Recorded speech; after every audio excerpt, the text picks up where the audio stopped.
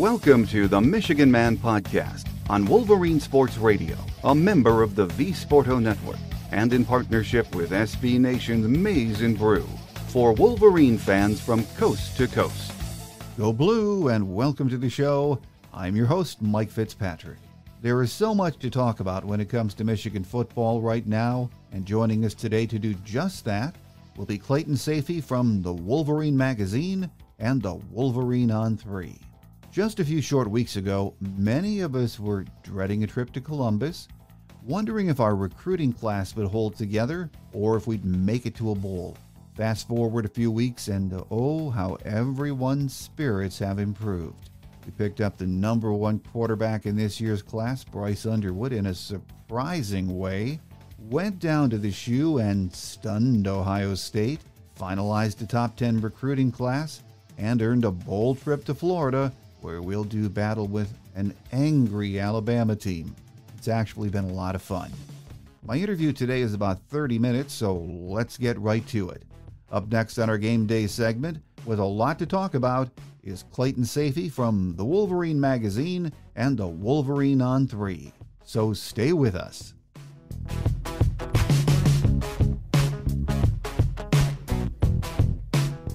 Joining us this week is Clayton Sayfie from the Wolverine on 3 and the Wolverine Magazine. It's been a while, Clayton. Great to have you back with us, though. Great to be here. Yeah, it's not quite game week, but there's still a lot going on around Michigan sports. No, absolutely.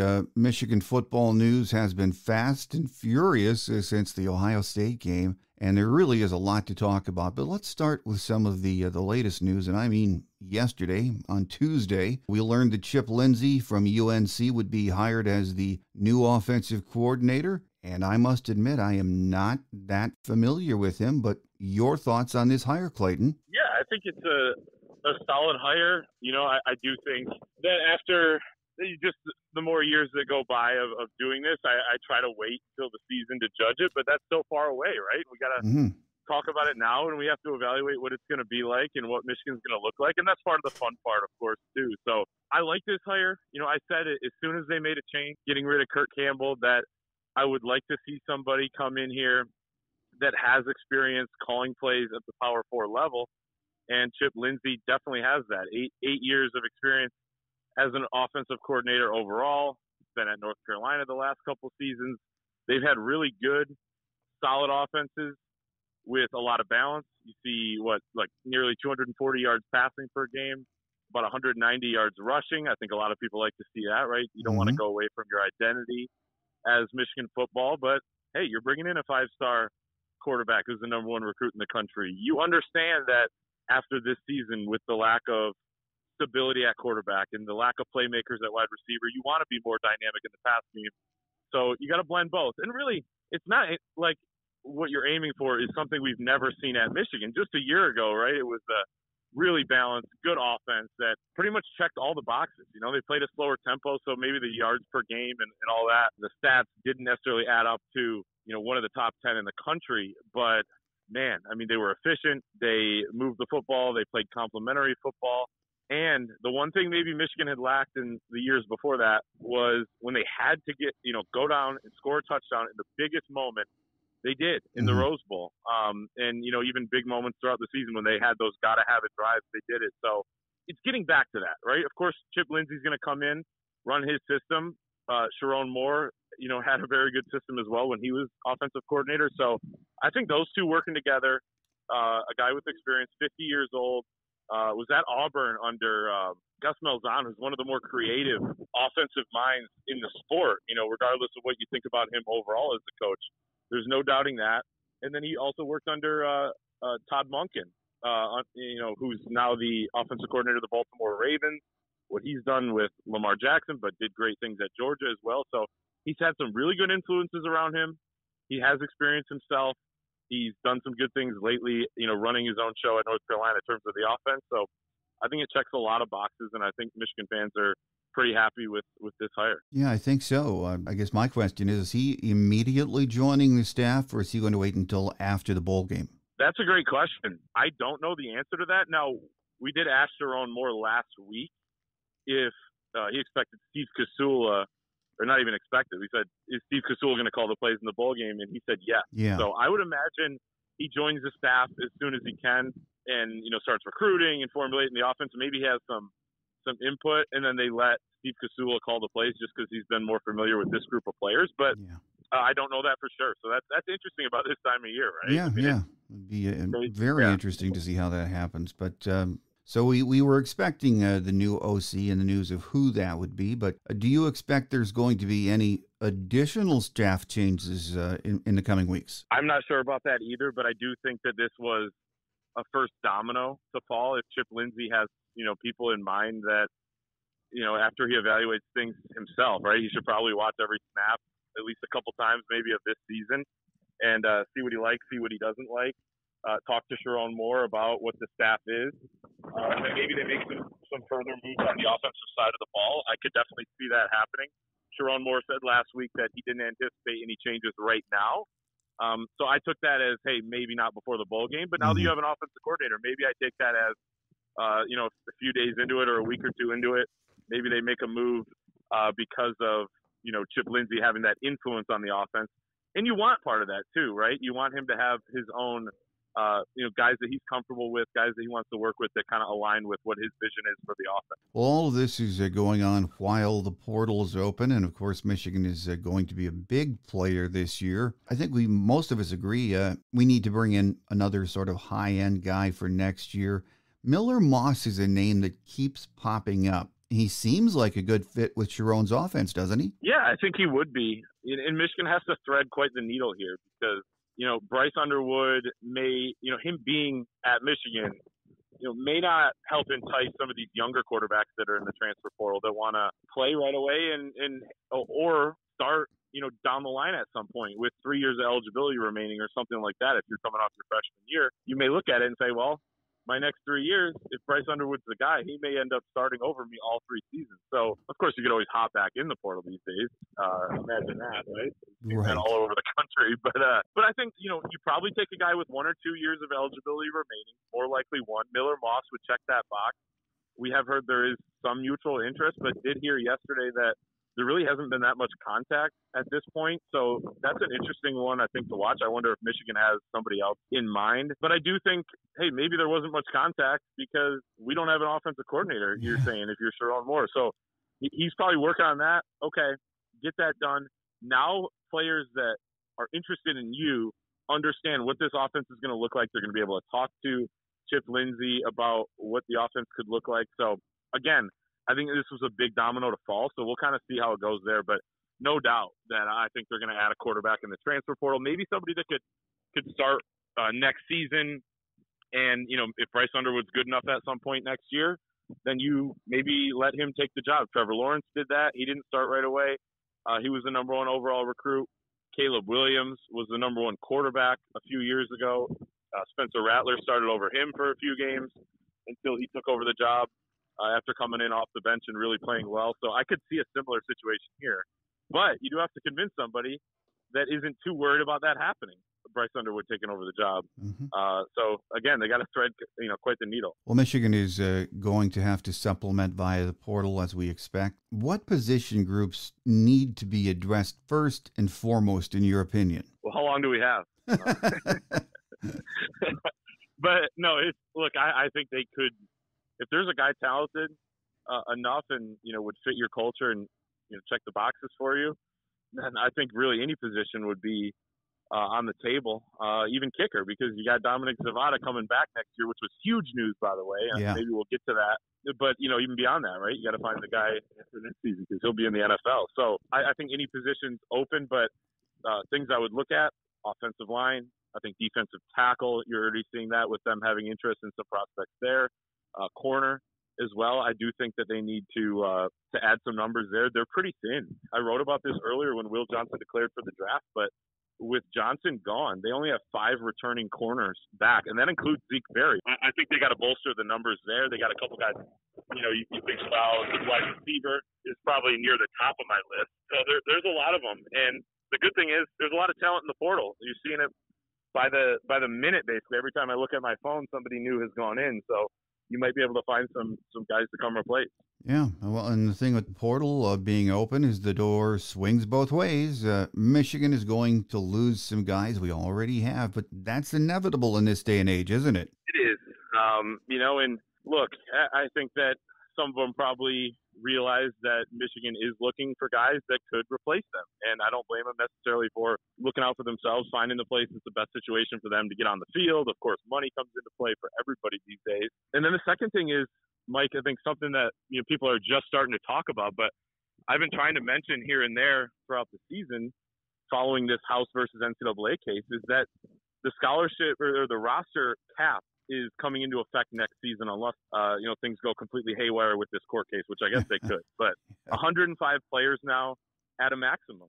Michigan had 136 players on its team just last week, so they're going to have to cut guys. And the problem is, and that's why you're seeing a lot of walk-ons go in the transfer portal. You're seeing a lot of deep reserves, especially the veterans, go in the transfer portal. And the problem for me is, okay, they don't have room for them at Michigan, but everybody's going to 105. So there are actually less spots all around college football, and so I do feel for some of these guys that are moving on. But Sharon Moore talked about it. He said they've had to have some tough conversations with guys, and they'll continue to, saying, hey, we just don't have a spot for you. So you're going to have less depth across the board in college football, which I think creates some more parity in college football, which we saw this year, even with NIL and transfer portal, where, a guy that might be in the two deep at Alabama is now at Ole Miss, and, they go and beat so-and-so or, whatever, Vanderbilt, same thing. They actually beat Alabama. So a lot of changes on the horizon. But to your original point, I think we see upwards of a couple dozen players leave Michigan. We've already seen, I think, over 10. So yeah, it's just getting started. Well, as you mentioned a moment ago, one of the good things yesterday that we heard on the news Tuesday was that Dominic Zavada was staying for another year, and I'm sure NIL, I'm guessing, was a big player there, Clayton. Yeah, I think so. I don't know if you saw, but the tweet by Champion Circle, quote tweeting his announcement with just a wink emoji, the winky face. Yeah, it's like, okay, I think we all kind of got caught the drift there. So but that's not a negative or anything, as maybe I would have thought it was a few years ago. Of course, it maybe wouldn't have been legal several years ago, but it's the nature of college football. You got to compensate these guys, and he's one of the guys that won you some games this season. I mean, he's, I think, 17 of 18 on the year. He's got 7 makes of 50-plus yards. I mean, that is a weapon. When you get to the 35-yard line or so, you feel pretty good about your chances to score points. It changes the dynamic of how you call plays in a good way. It changes the dynamic of the confidence of the offense, knowing, all right, we got some points here.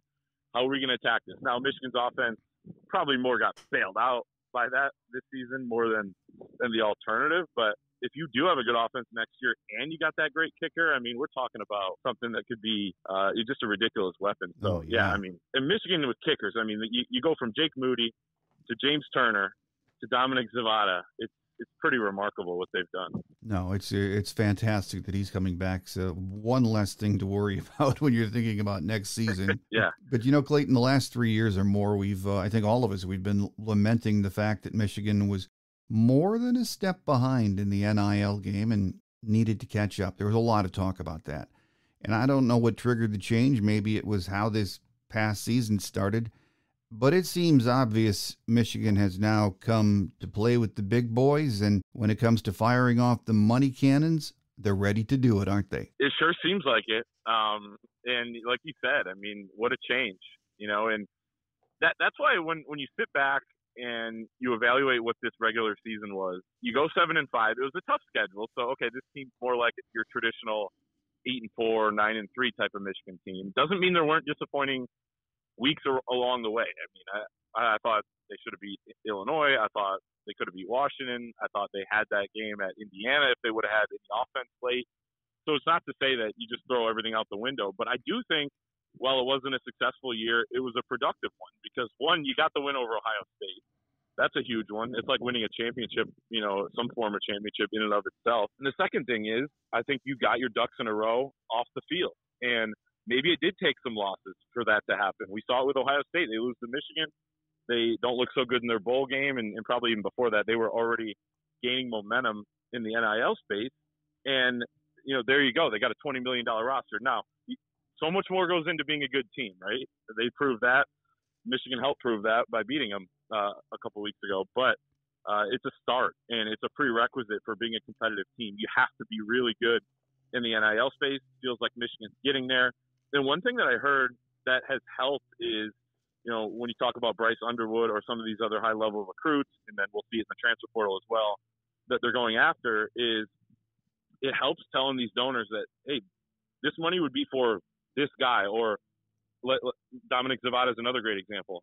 This money's for Dominic Zavada. They've actually garnered more support doing it that way rather than just a general fund of, hey, we'll distribute the money. We'll, you don't worry about that. We'll take your money and then we'll do what we please with it.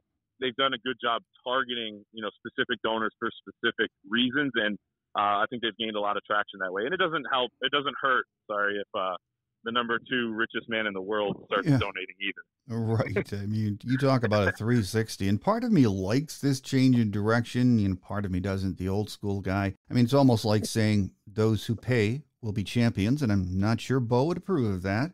But, the Michigan fan base, the donors, are all very accepting now. That's where we are, Clayton, isn't it? It is. And look, I mean, to rehash, and not that this was your main point, I kind of agree with you, but, would Bo Schembechler disapprove of doing what it takes to win now that things are legal? And, same thing goes for a lot of the Michigan coaches that before were, in opposition of what a lot of teams around college football were doing, namely in the Southeastern Conference probably. Yeah.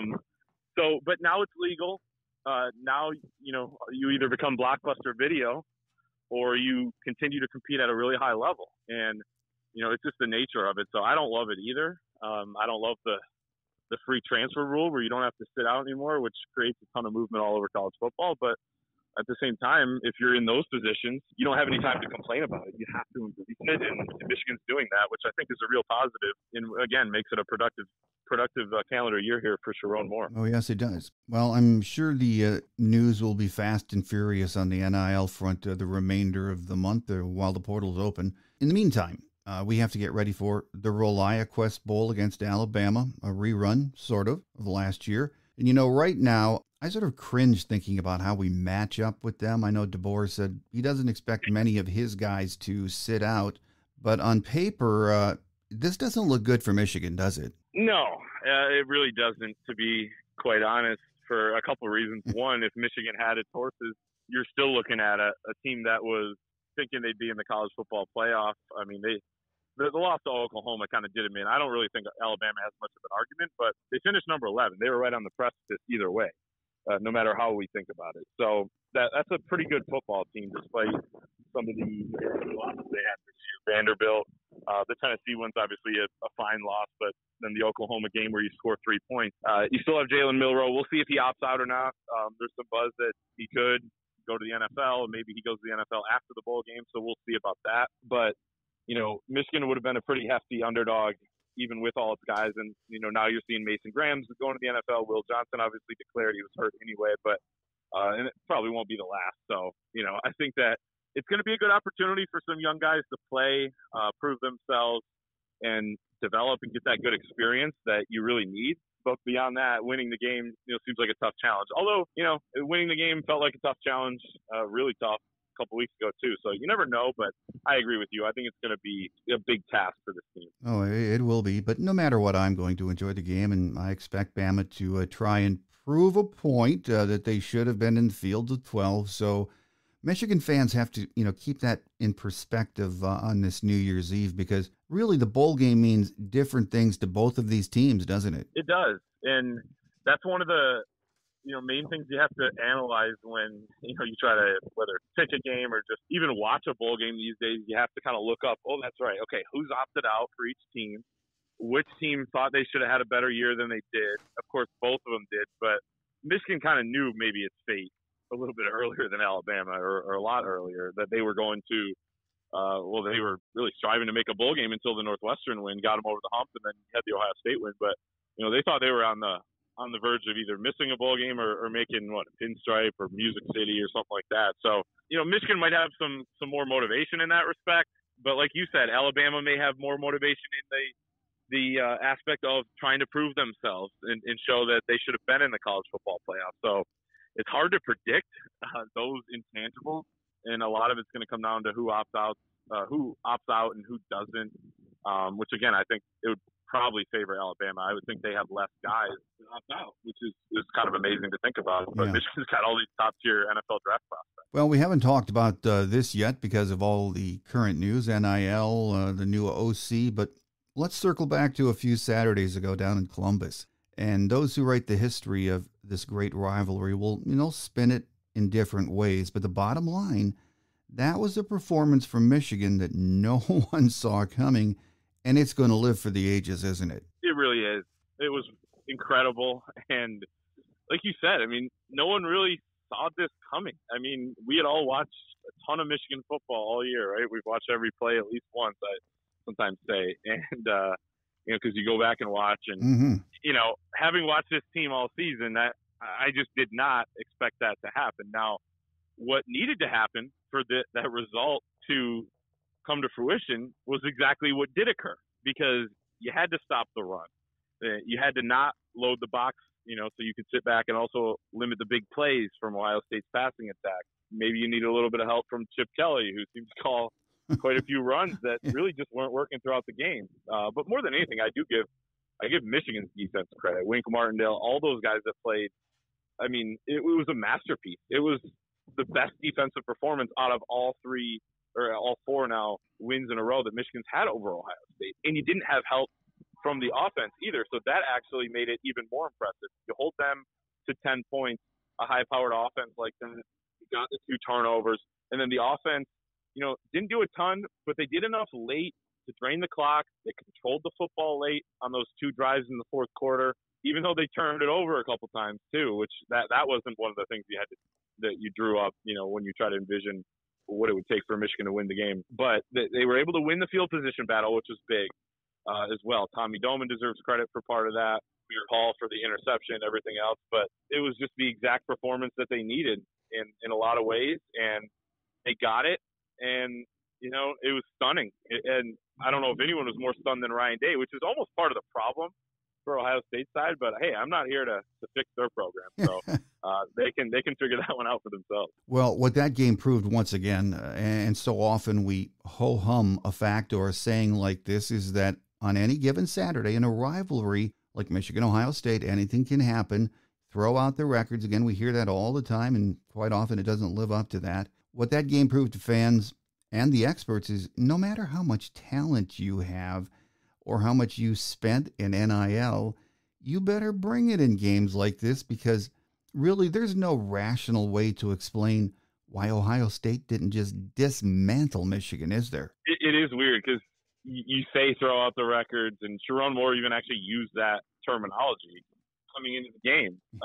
Throw out the records, and the whole – also to test this theory, not quite to the full extent, but the theory of, hey, we'd rather go 0-11 and beat Ohio State than be 11-0 and lose to Michigan or lose to Ohio State, on the final Saturday of the season. From a fan base perspective, I wouldn't maybe go that far, but it was close. Michigan didn't have a ton to play for other than to beat Ohio State. And it turns out that was enough. So you're right. I think that the way this team came in, they seemed loose, but, fired up, focused, confident. I think beating Northwestern 50-6 the week before did help because they figured a few things out, and they just got a little bit of swagger back, something we hadn't seen out of this team all season. And they carried that, rode it into Columbus, a place where a lot of those guys knew how to win, had won before, which I think was important too, to put it in full context. And they went and bullied Ohio State flat out, which was glorious, I think, for a lot, the Michigan fans that maybe didn't even give them their own chance, to win, even though they're diehard fans. Like you said, no one saw it coming. It was a beautiful thing, I have to say, and 4 years in a row, I'll take it. I don't care if it's ugly or not. It was a great win, and it, doom and gloom down there in Buckeye Nation. They knew they were going to be in the playoffs no matter what happened, but your early thoughts on how Tennessee matches up with them? Yeah, I think that it's similar actually to the Michigan game.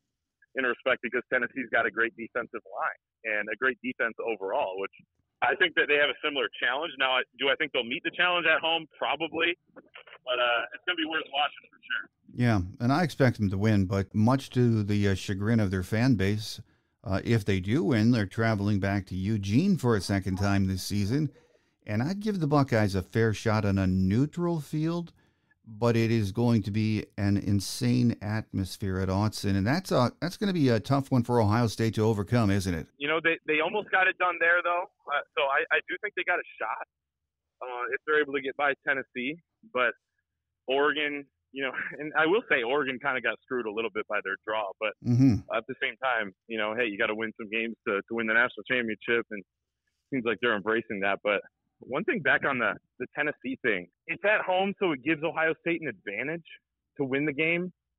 But if they come out flat and if they don't play very well, and God forbid for them they lose the game, that place is going to get ugly. I mean, the booing was out of control, like at times during the Michigan-Ohio State game, yeah, and including, you know, as Davis Warren took a knee. So, man, I don't know that Ryan Day makes it.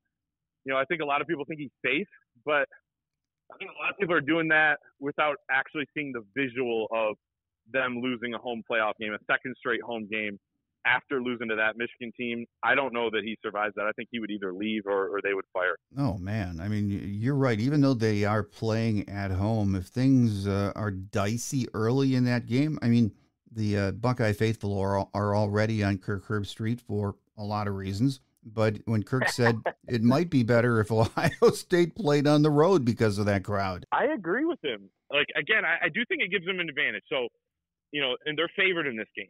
So I do think that they will win and that will help them. But I got to tell you, and I told this story on our podcast as well. So, you know, when you're covering the game at Ohio State, they let you come down to the field with 6 minutes to go because then you can go right up the tunnel to the press conference. So with 7:48 to go, that Ohio State possession that started at that point in the game, I start making my way down during the TV timeout. I can't go down yet, so I find a section in the upper deck to watch that possession by Ohio State. Ended up in a punt. And, you know, they faced 4th and 1 on their own 21-yard line or 31. Yeah. Yeah. All their fans start grumbling and go for it. And, you know, I don't think they really thought it was the best decision to go for it, but they were just so fed up and frustrated. And even a couple plays before that, they were grumbling about the play calls and yelling about Ryan Day. And it was like, man, you guys still have a chance to win this football game. It's a tie game right now. And it just was not the vibe, man, that you really want. If, you know, so again, I'm not trying to fix their program, but it's just not right. So if they do struggle in that game, I'm telling you, I think it could be an ugly scene from a booing perspective, or worse, I guess, you know, throwing stuff or whatever it is, whatever they do down there. Oh, yeah. Well, I think it's going to be an interesting playoff. And, you know, when we're looking at this field, and I have no idea who's going to emerge as national champ.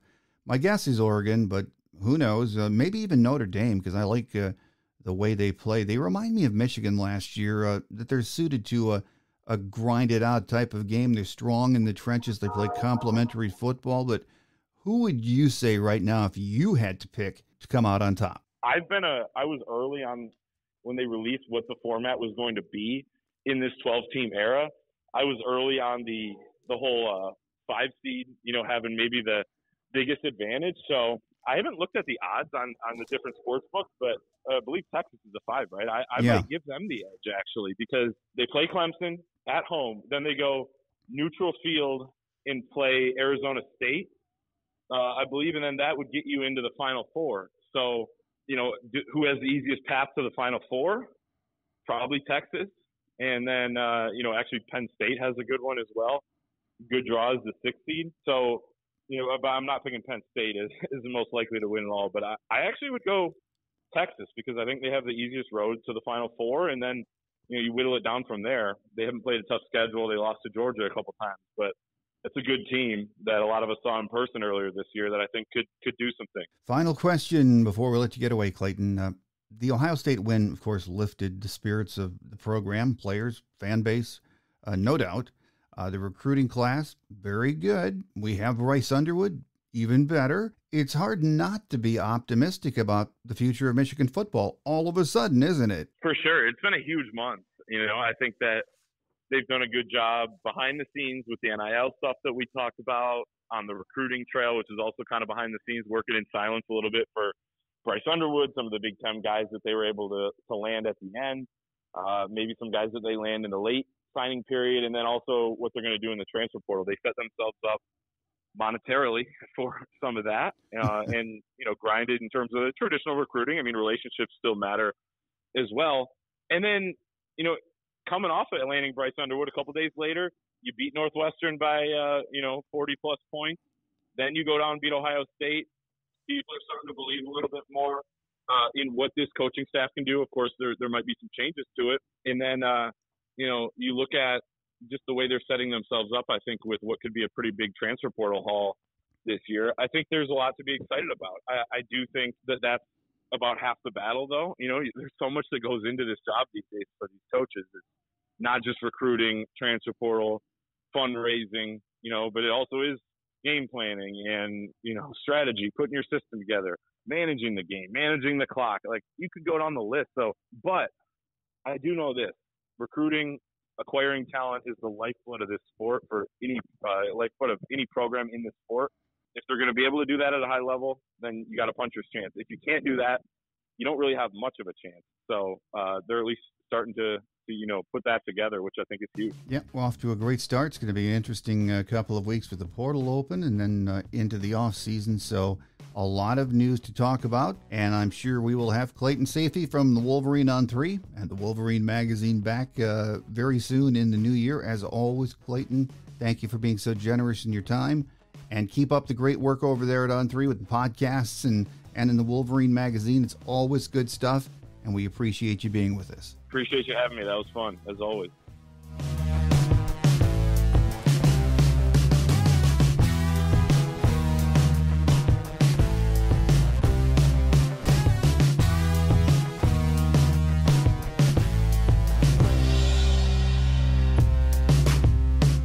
On Quick Hits today, the number 14 ranked University of Michigan men's basketball team dropped an 89-87 contest to Arkansas on Tuesday night in the Jimmy V Classic at Madison Square Garden. Vladislav Golden and Danny Wolf led the Wolverines in scoring with 17 and 14 points respectively. Each added 9 boards, with Wolf also totaling 9 assists. Roddy Gale Jr. and Will Cheddar each posted 13 points on the night. Next Wednesday, U of M will take on number 13 Oklahoma in the Jumpman Invitational at the Spectrum Center in Charlotte, North Carolina. Opening tip is set for 9 p.m., and the game will be broadcast live on ESPN2.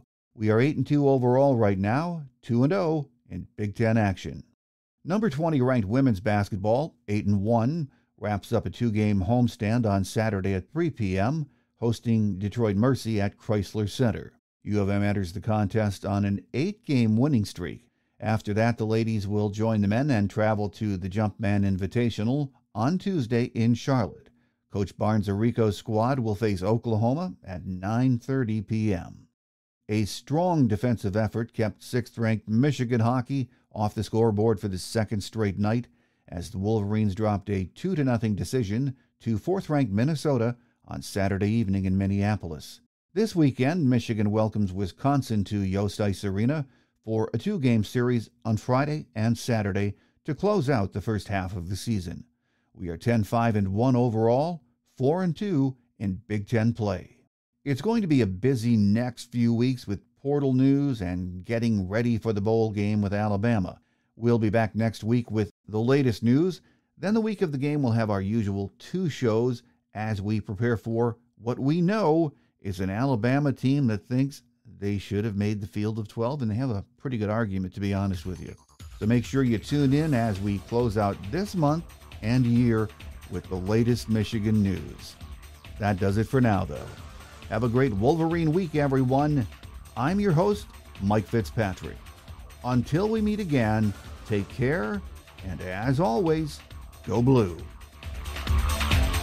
Thanks for joining us today on The Michigan Man, here on Wolverine Sports Radio, a member of the V Sporto Network, and in partnership with SB Nation's Maize and Brew. Our listener lines are open 24/7 for your calls at 313-263-4842. That's 313-263-4842. Or email us at themichiganmanpodcast@yahoo.com. That's themichiganmanpodcast@yahoo.com. The Michigan Man Podcast is produced at the studios of Robin Lynn Productions, Allen Park, Michigan, and is not affiliated with the University of Michigan. Go Blue!